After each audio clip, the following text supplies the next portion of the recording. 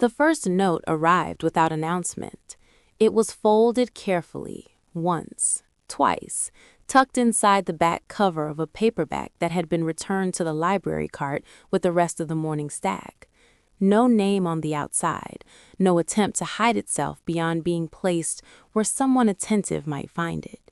Sarah found it while reshelving. She paused, fingers resting against the paper, feeling the faint warmth of it, as if it had been held recently. Prison libraries were quiet places, but not peaceful ones. Silence here was enforced, not chosen. Every sound carried, every movement was watched. Sarah slipped the note into her cardigan pocket without opening it. She waited until lunch. The staff break room smelled faintly of burnt coffee and disinfectant. Sarah sat at the small table by the window, the one that looked out onto a concrete wall painted with a mural meant to suggest the sky. She unfolded the paper slowly, as if it might tear if rushed. The handwriting was neat, but not careful, confident, but not showy. You keep the books like they matter. I don't think everyone would notice that. Thank you. That was all. No signature, no request, no expectation. Sarah read it twice, then folded it back the same way she'd found it and slipped it into her pocket again. She didn't tell anyone. There were rules about correspondence, clear ones. Notes between inmates and staff were not allowed, even benign ones, especially benign ones, because they blurred lines people preferred to keep sharp. But this didn't feel like correspondence. It felt like observation. Sarah told herself that meant nothing. The second note arrived a week later inside a book of essays that Sarah knew hadn't been popular before. This one read, "I liked the line you underlined in pencil about how loneliness isn't the absence of people, but the absence of being known. I've been thinking about that." Sarah's breath caught. She didn't remember underlining that line, but she must have. She often did, lightly, almost unconsciously, when something rang true enough to want to leave a trace. She folded the note and sat very still. She spent the rest of the day moving through her tasks with extra care, shelving, cataloging, checking spines for damage. Everything ordinary felt newly weighted. The third note arrived tucked inside a poetry collection. "You don't alphabetize the way you're supposed to. You group things by feeling sometimes. I don't mind." Sarah smiled beside herself. That night, at home, she laid the notes out on her kitchen table. 3 small rectangles of paper.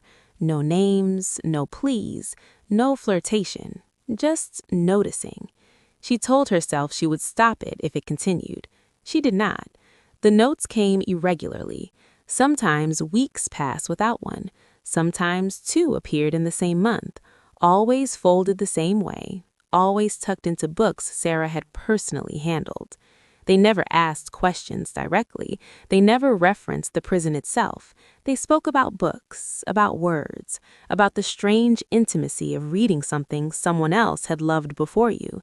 One read, "The dictionary says freedom is the power to act without constraint. That feels incomplete." Another, "Some books feel like windows, some feel like mirrors. I'm not sure which I prefer yet." Sarah never replied. She couldn't, but she began, unconsciously at first, then deliberately, to choose books with care. She placed certain titles on the cart, knowing they would be borrowed by the same woman. She underlined lines she wanted to share, then erased them until only the faintest impression remained. It was a conversation conducted entirely through absence. Sarah did not know the woman's name. She knew only what could be inferred from the notes, that she was thoughtful, patient, that she noticed small things, that she was lonely in a way that didn't ask to be fixed. Months passed. Winter came quietly, slipping into the building through vents and concrete. Sarah wore thicker sweaters. The notes continued. One afternoon, Sarah found a note that made her hands tremble. "I think I know the sound of your footsteps. That feels dangerous to admit." Sarah folded that note and pressed it to her chest, heart thudding. That night, she dreamed of footsteps echoing down a corridor she couldn't see the end of. The line, Sarah knew, had already been crossed. She went to her supervisor the next morning and requested a reassignment to archival duties for a week. The supervisor raised an eyebrow, but approved it. Sarah spent the days cataloging old donations in a back room, surrounded by dust and quiet. No notes arrived. The silence felt heavier than the risk ever had. When Sarah returned to the library floor, there was a single book waiting on the cart, one she hadn't shelved in months. Inside it was a note folded differently this time, once only. "I'll be leaving soon. Not today, but soon. I wanted you to know before the books do." Sarah sat down hard on the nearest stool. Leaving. Release, then. The word felt unreal in her mouth. She carried that knowledge like a fragile thing for weeks. The notes slowed, then stopped. Sarah didn't know if it was because the woman was preparing to leave or because she decided to protect them both from the ache of almost. On the woman's last day, Sarah did not see her. She knew the date only because she'd overheard it spoken quietly near the returns desk. That evening, as Sarah locked up the library, she found one final note tucked into the ledger she used every day. This one was longer. "You never answered me. That was the right choice. But you listened anyway, and I felt that. I don't know who I'll be outside these walls. If you ever want to know who I become, there's a cafe on River Street with a blue awning.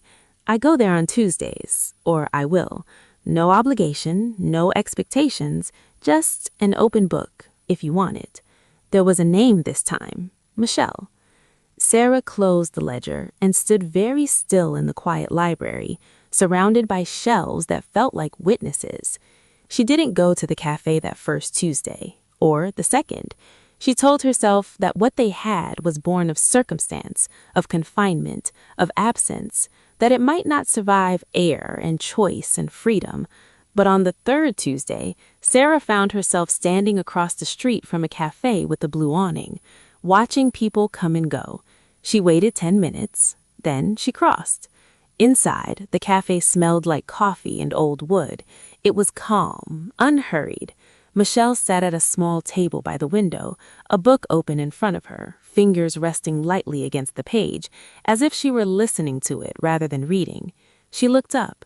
Recognition crossed her face, followed by something softer, careful. Sarah stopped a few steps away. "Hi," she said. Michelle closed the book. "Hi." They stood there, uncertain, the space between them no longer defined by rules or walls. "You don't sound like I imagined, but you feel like I hoped." Sarah's throat tightened. "You sound exactly how I thought you would." Michelle laughed softly. "I suppose that's something." They spoke slowly, about books first, about the strange shock of freedom, about learning how to decide small things again. They did not rush. When they parted, Michelle asked, "Next Tuesday?" Sarah smiled. "I'd like that." As Sarah walked home, she felt something unfamiliar settle in her chest. Not certainty, not answers, but possibility. And that felt like more than enough to fall asleep with.